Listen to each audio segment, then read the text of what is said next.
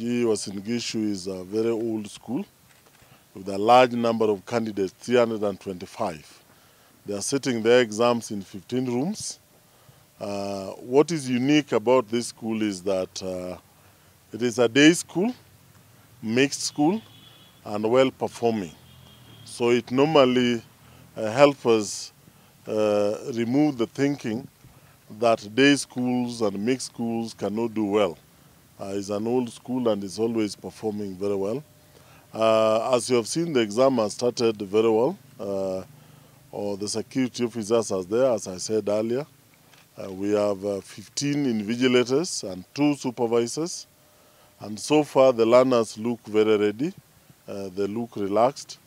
So that issue, the feeling that people had, that the learners have not had time to prepare, I think is not there. As I said earlier, as you noticed what we did, we allowed the media to do photos before we opened the paper.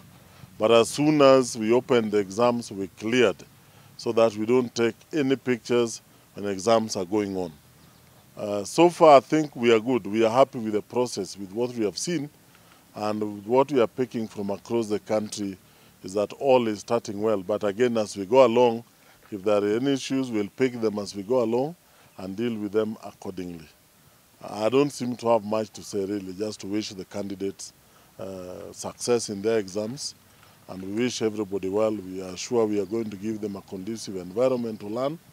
But as I said last week, the only other thing I can add is that we are picking out that some schools are telling parents to take learners back to school in the name of covering the syllabus before we open.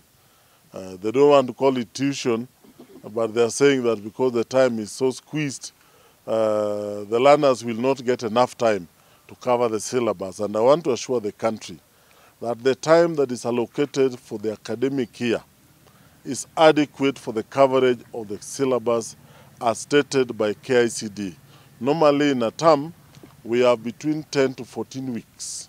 Within that period, all the learners, all the schools will be able to cover the syllabus without any stress and without causing any panic. So we are urging parents not to allow learners to go back into school for tuition.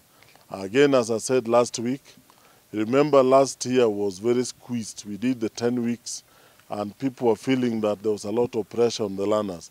Again, as we head for the next academic year, that will be beginning on the 27th of April, we are going to have a very intensive program of 10 weeks in that term. And so we want the learners to rest at home. Even if they're doing any academic work, let it be in the home, let it be within the home environment.